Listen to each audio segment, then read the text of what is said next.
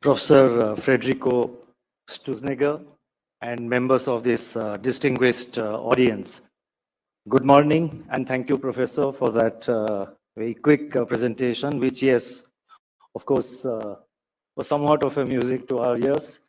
But monetary policy is always challenging, and there cannot be any scope for any kind of complacency at any point of time. Now, I'm delighted to be back at this Kautilya Economic Conclave 2023. This is the second edition. I did participate last year also. This event is emerging as a leading forum for well-rounded discourse on economic and other policy issues of contemporary relevance. I'm sure the eminent gathering here will contribute richly to the deliberations during the next 2 or 3 days. Now, in the opening line of my latest monetary policy statement on October 6, I had referred to Kautilya's emphasis on stability in the macroeconomic context. I now propose to share my thoughts on managing the complementarities and the trade-offs associated with price and financial stability. I also propose to touch upon the policy mix to achieve these desirable goals and our experience in India in dealing with these issues. Evidently, the choice of this topic draws inspiration from the nomenclature of this economic conclave, namely the Kautilya Economic Conclave. But let me first begin by touching upon the current global context. The global economy is now facing a triad of challenges. First, slow moderation in inflation, which is getting interrupted by recurring and overlapping shocks. Second, slowing growth, and that too with fresh and enhanced obstacles. And third, lurking risks of financial stability. Central banks with price stability as their primary objective have raised policy rates aggressively while signaling to keep the rates higher for longer.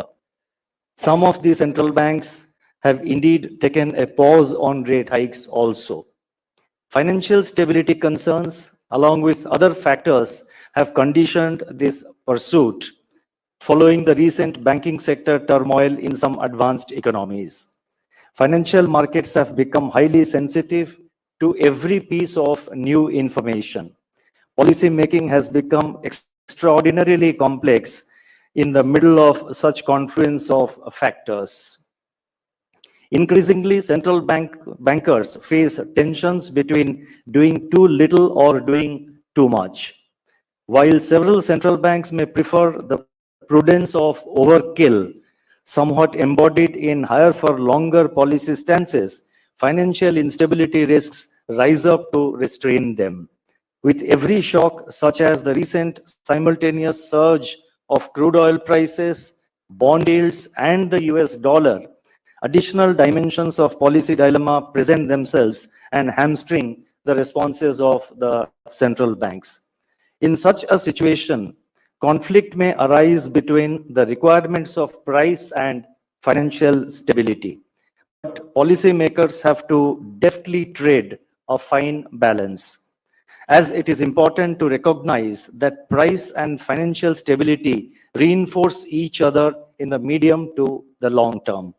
Stability is the foundation of sustained progress.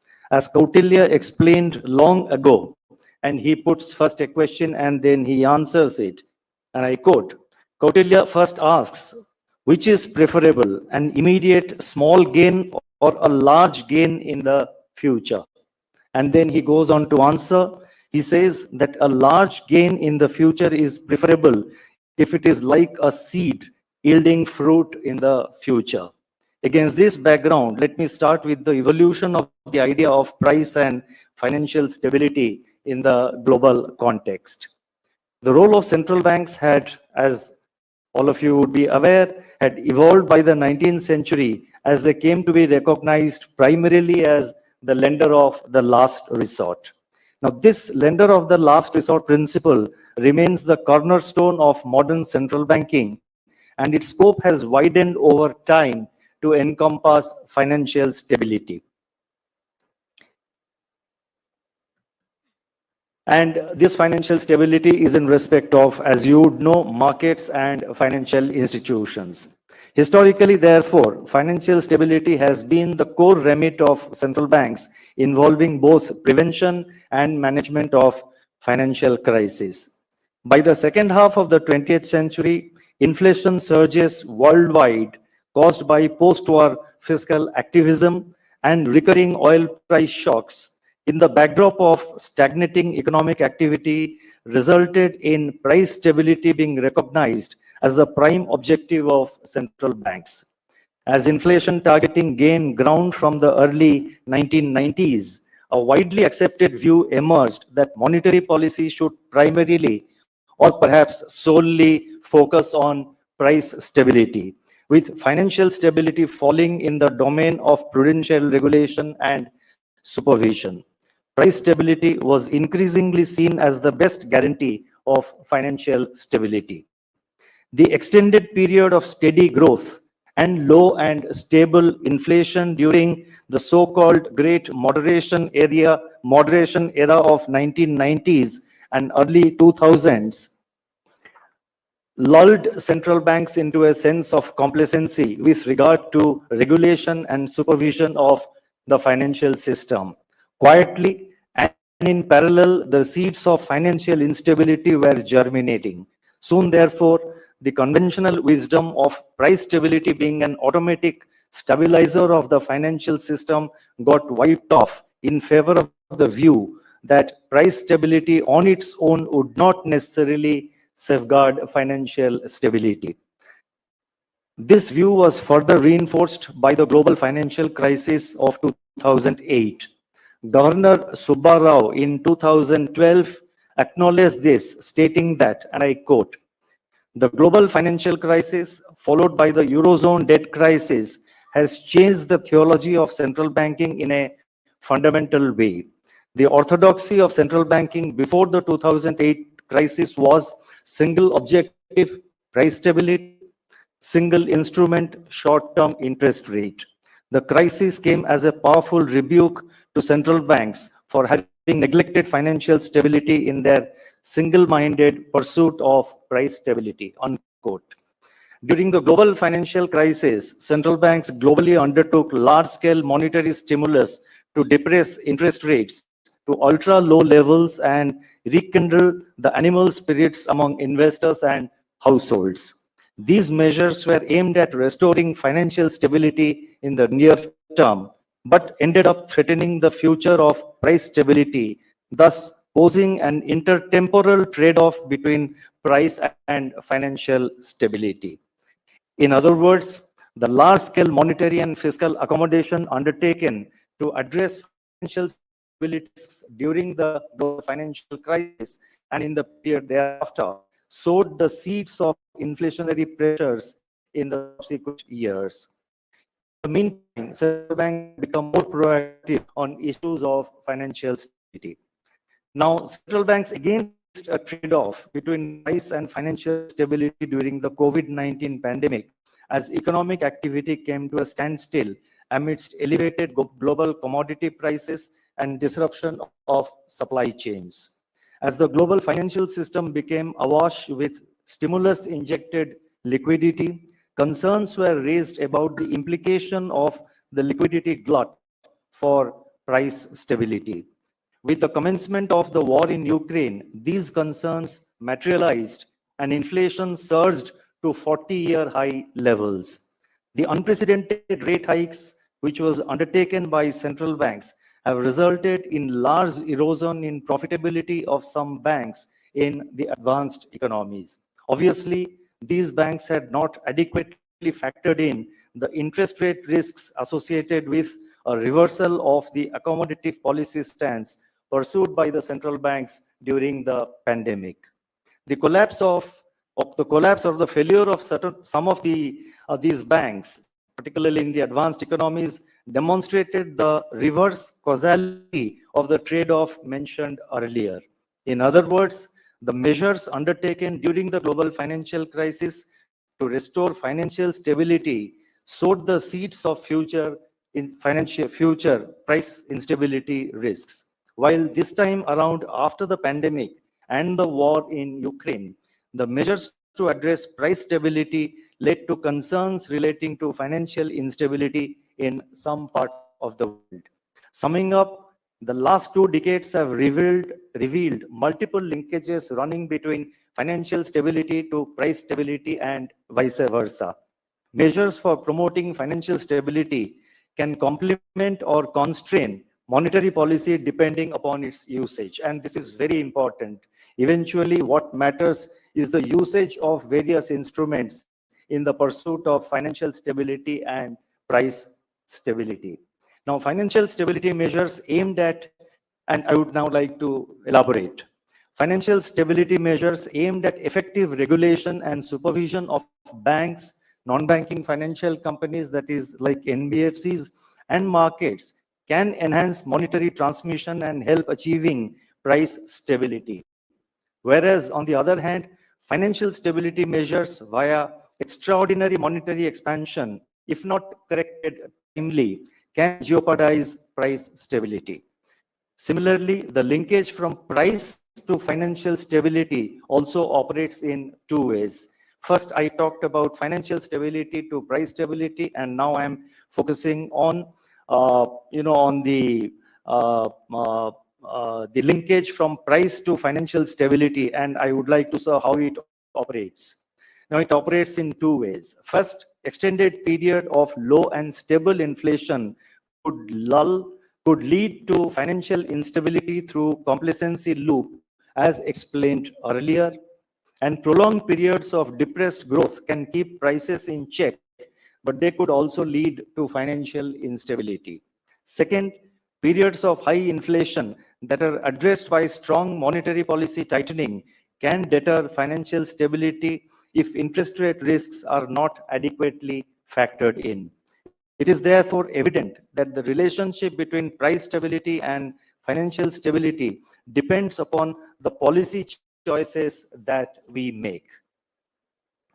Now, let me focus on the Indian experience, especially in the recent years.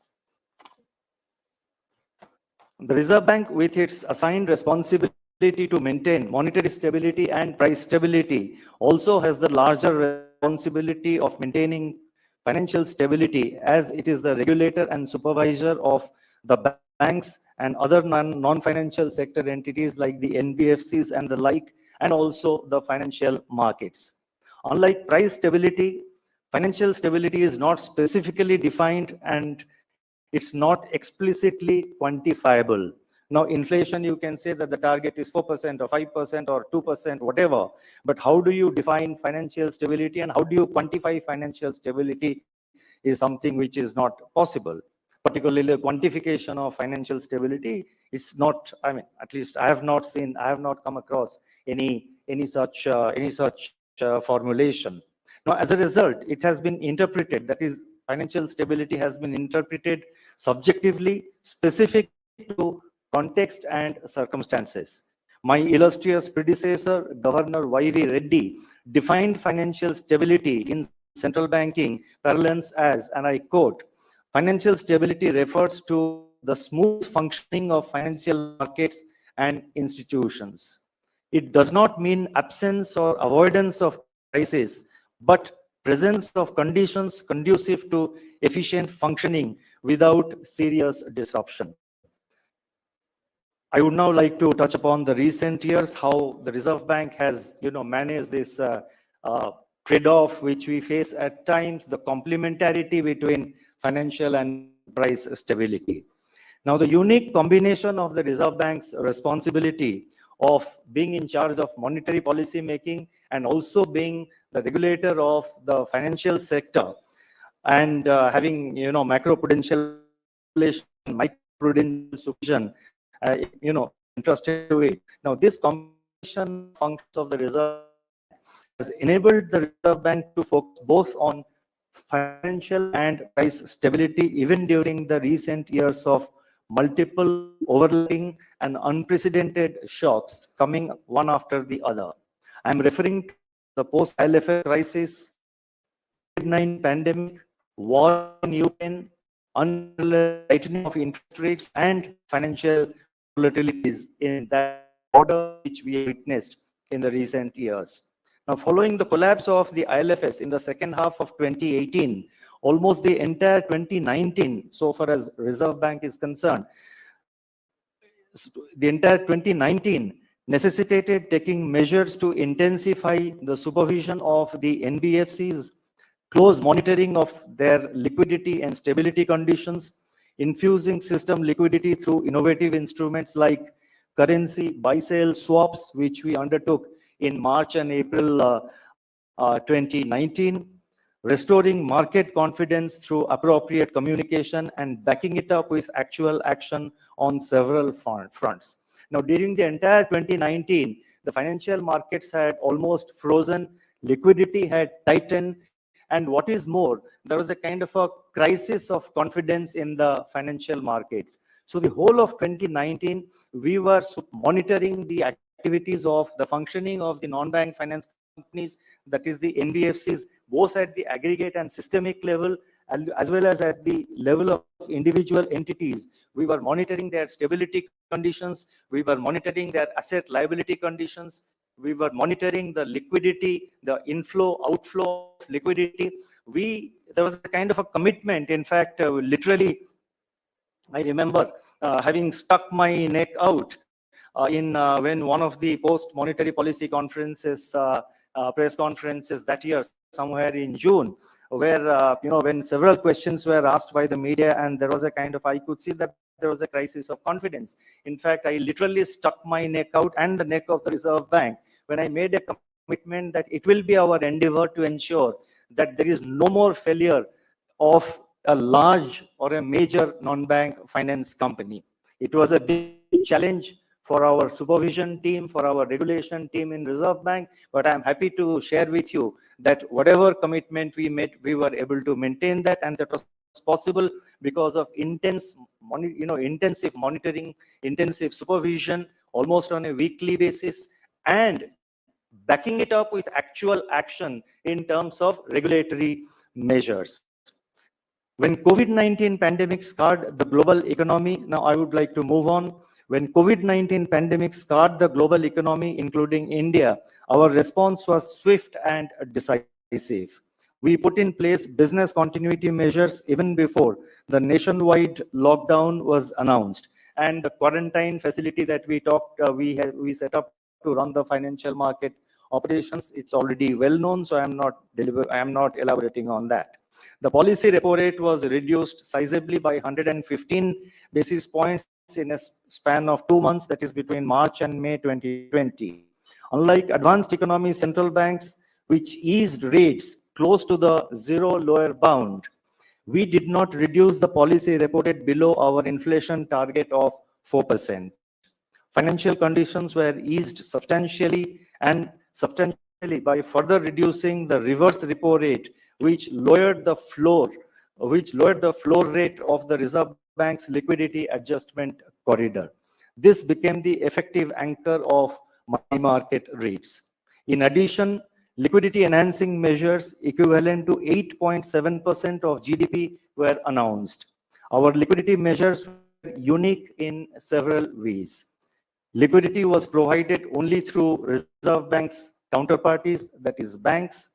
Asset purchase program, or the GSAP as was popularly known, was for a limited period of 6 months.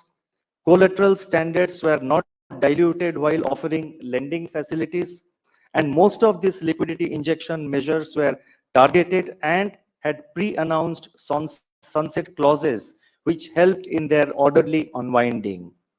In parallel, macroprudential measures like moratorium on repayment of bank and NBFC loans for 6 months, followed by resolution frameworks for COVID-19 stressed assets, were also announced. These resolution frameworks were offered for limited period and were not open-ended, but subject to achievement of certain financial and operational parameters.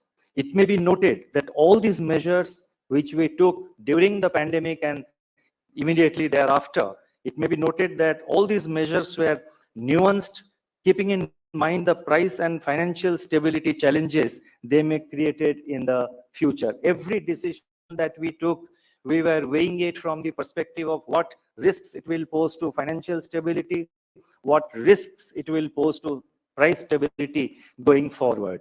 And that sort of determined almost all our policy making during that period. Interestingly, the Reserve Bank's balance sheet size, which had expanded to 28.6% of GDP in 2021, that is during the first year of the pandemic, from 24.6% in 2019-20. Let me repeat, the Reserve Bank's balance sheet size, which had expanded to 28.6% of GDP in 2021, from 24.6% in 2019-20, has moderated to about 22.5% of GDP in the last financial year 22-23, going below even its pre-pandemic level. During 2021, the surplus liquidity was gradually migrated from the short end to the longer horizon through variable rate reverse repo auctions of longer tenors, which lifted short-term rates from ultra-low levels, thereby obviating financial stability challenges. This was done by sensitizing the market well in advance through effective communication.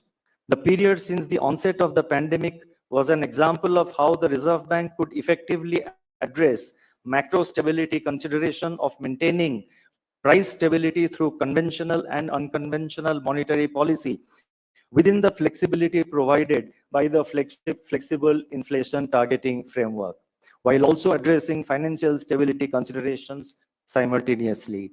The flexibility provided by the dual mandate in our flexible inflation targeting framework, the flexibility provided under this framework of maintaining price stability while keeping in mind the objective of growth, along with the provision of a tolerance band around the target rate of 4%, helped us to accommodate large supply-side shocks while focusing on immediate growth concerns during the pandemic. Subsequently, when the shock of Ukraine war struck in 2022 and there was a sudden surge in inflation, we quickly changed gears by prioritizing inflation over growth and shifting the monetary policy stance from being accommodative to withdrawal of accommodation. Further, given that the nature of inflation process in India was driven largely by supply-side shocks, proactive supply-side measures taken by the government aided to temper the price impulses. Focusing again on the current context, after raising the policy repo rate by 250 basis points cumulatively between May last year and February this year, with the quantum of rate hikes being calibrated in tune with the evolving inflation outlook, we have maintained a pause on policy rates in 23-24 so far. The 250 basis points rate hike is still working through the financial system. We have also appropriately fine-tuned our communication to ensure successful transmission of the interest rate hikes. The prevailing global environment of slowing growth and stubborn inflation, especially in the last few miles before reaching the target. Now, on the one hand, the growth is now slowing down. I'm talking about the global situation. There is a global slowdown of growth, and even the IMF has projected. And the last few miles, almost for every central bank, before the central banks reach their targets, the inflation, it seems to be becoming stubborn. And against this background, economic activity in India exhibits resilience on the back of strong domestic demand. Real GDP growth for 23-24, that is for the current year, is projected at 6.5% by the Reserve Bank, and India is poised to become the new growth engine of the world. We remain extra vigilant on the evolving inflation dynamics. Headline CPI inflation has moderated sharply to 5% in September, with correction in vegetable prices. The outlook on food inflation, however, is beset with uncertainties. On the positive side, core inflation, that is CPI inflation excluding food and fuel, has eased by around 170 by 170 basis points to 4.5% from its peak in January 23 this year. We have projected headline CPI inflation at 5.4% for the current financial year. As evident from our survey of September 2023, there is further progress on anchoring of inflation expectations, which entered the single-digit zone for the first time since the COVID-19 pandemic. In the current situation, monetary policy must remain actively disinflationary to ensure that ongoing disinflation process progresses smoothly. On the financial stability front, throughout the multiple shocks in the recent period, the Reserve Bank has adopted a prudent approach and taken several initiatives to revamp regulation and supervision of the banks, the NBFCs, and other financial sector entities by developing an integrated and harmonized architecture. The Indian financial sector has been stable and resilient, as reflected in sustained growth in bank credit, backed by improved asset quality, adequate capital and liquidity buffers, and robust earnings growth. Macro stress tests for credit risk reveal that scheduled commercial banks in India would be able to comply with the minimum capital requirements even under severe stress scenarios. The financial indicators of the non-banking financial companies, that is NBFCs, are also in line with that of the broader financial system as per June 2023 data. There is, however, no room for complacency, because it is during good times that vulnerabilities may creep in. Hence, buffers are best built up during good times. Banks, NBFCs, and other financial sector entities should remain vigilant and complete the pending repairs, if any, to their houses.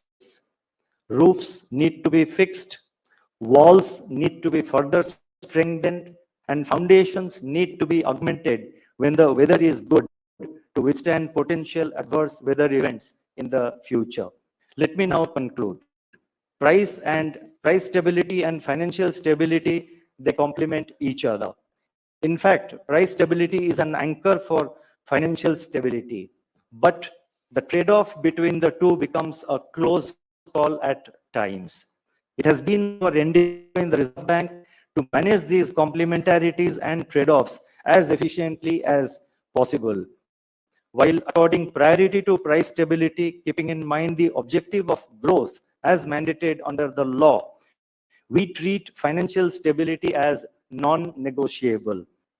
Our policies and choices of instruments are guided by this holistic approach. We have strengthened our macroeconomic fundamentals and buffers, and these are imparting resilience to the economy to withstand large shocks and navigate in an increasingly turbulent and uncertain global setting. Alan Greenspan, the former Fed chair, once said, I quote, "More fundamentally, an environment of greater economic stability has been key to the impressive growth in much of the world," unquote. India's economic performance in recent years lends credence to this view. Thank you. Namaskar.